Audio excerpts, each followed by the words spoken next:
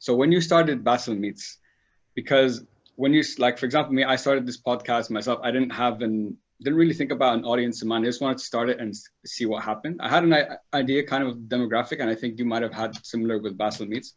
But now when you transition, now that you've transitioned into a company, I think, and you, because I know you guys have like 6 shows, 5 in Arabic and 1 in English. And I think, and when it becomes a bit more, what's the word? Is it the word professional? I don't know what it means, or targeted, or like it's a business. The audience now plays a much bigger role from the beginning. You know, so when we started, we might not have had an idea of the type of audience, but now that you have, like with your company, it's a bit different. So how does it work now with your podcast, with like as a company? Yeah, I mean, when I started Basel Meets, I honestly had no audience in mind. I was just like, look, I am just going to do a podcast because I want to do a podcast. You know? And I've always there's always a part of my personality where I always wanted to do something of my own. I always wanted to do that. Like I always thought, like, okay, here's the new idea I'm going to pursue, and I'm going to pursue this idea.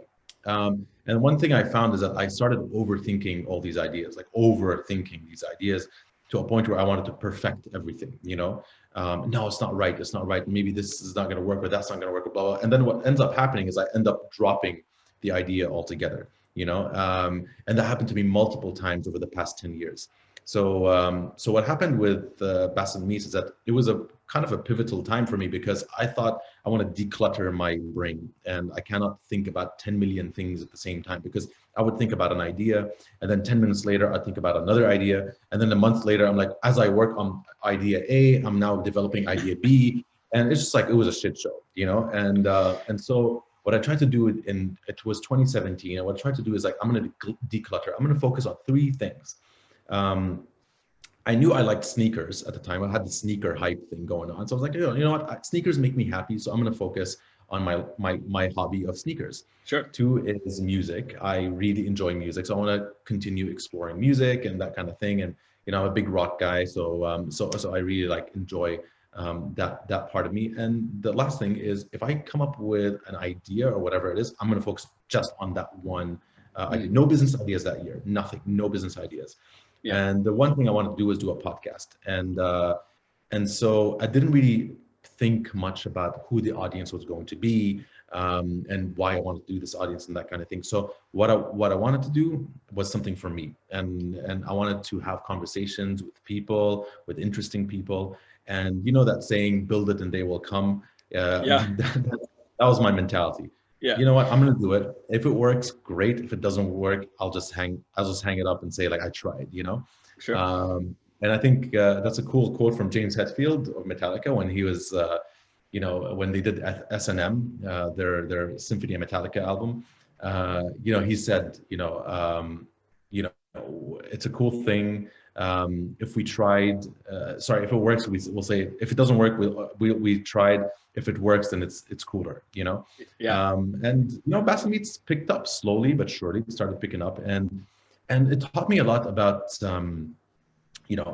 consistency and not being afraid of asking people for things. You know what I mean? Like, So for example, if I wanted, I got Slash on the podcast, and I'm a huge fucking Slash fan, and all it took was, and I remember this very clearly, like when I said I wanted to get Slash on the podcast, a lot of people around me said like, no, I don't know if that's going to work.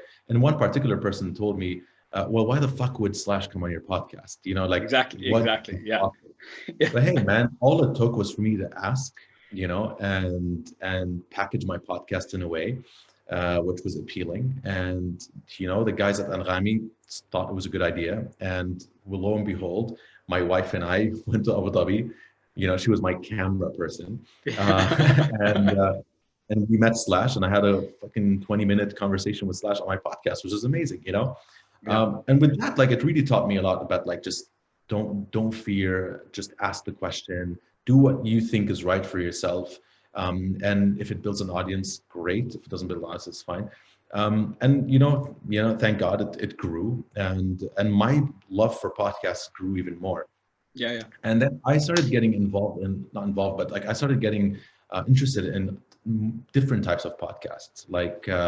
there's this company called Wondery in the US, and Yep. they do like, you know, Wondery, yeah, like Yeah, they yeah. do these amazing shows like Dr. Death or Business Wars or whatever. And I started getting drawn to these type of shows. You know, I'm like, this is amazing. Like this type of storytelling is fucking phenomenal. Like I love this, you know. And I started realizing that there isn't much of that in our region, you know, and even if it does exist, it exists on a very cultural level, you know, and not a What do you mean by that? Sorry to interrupt you. What do you mean by on a cultural level? cultural, as in like, you know, very documentary series type of format. You Okay, know what I mean? gotcha. Yeah, And that's cool. And there's an audience for it, but that wasn't the type of content that I was looking for myself, which is the same mentality that I had when I started at Basel Meets. You know, so I wanted to create something for me that was cool. You know, and so I embarked on Legendary Rock Stories, which is my second podcast. And if you listen to Legendary Rock Stories, it's very much in line of how it almost sounds exactly like a Wondery show. Um, it's voice acted, it's narrated, and it's all written and voice acted and everything by me, you know, with my partner Bashar, who does all the sound design.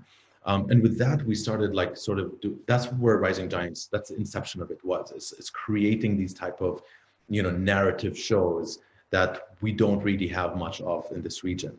yeah, And there's so many stories to be told. There's so many amazing stories to be told, not just from our region, but from beyond, to be told in the Arabic language, you know. And I've always had these ideas of the type of, you know, the type of stories that I want to tell. And to go back to your previous questions, like how do you know if it's good or not?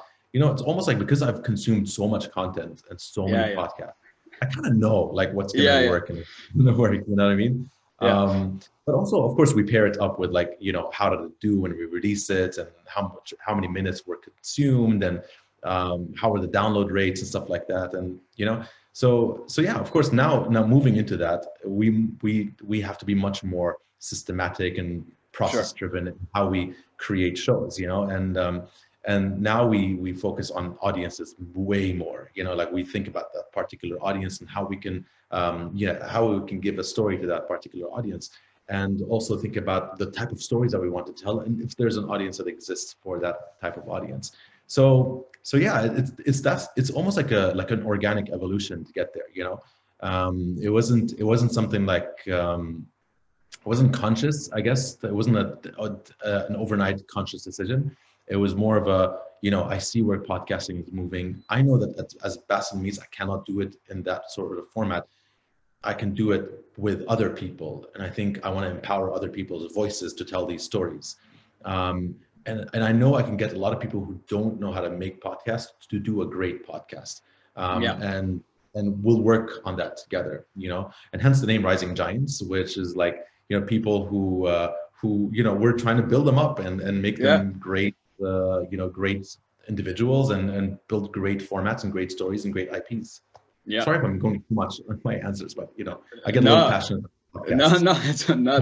These are the answers that I love because you can tell that like the guests usually like loves what they do, which is what I. So every podcast that I do, my focus is on the expertise of the field that the guests in because that's where the passion is going to come. We can not. There's no point talking about something that me and you don't like.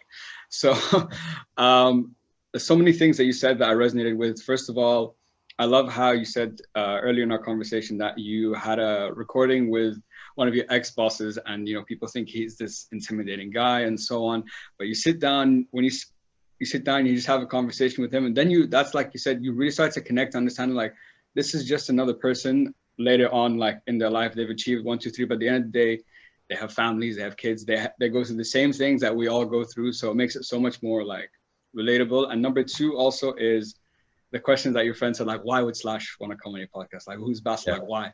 And what I also learned in this experience, just like you said, is just ask. What's the worst that's going to happen? Like the worst thing that someone can say is no. They say no, okay, cool. But in my experience, and I'm sure in yours as well, you'd be surprised how many people are willing to do it when you just ask in like an authentic way. You do something interesting, I want to sit down, have a conversation with you, and that's it. There's no more to it. It's so simple. And a lot of people, you're giving them a stage also for them to talk and share their story. And everyone loves talking about themselves because we're people. That's what Yeah. we do. Absolutely.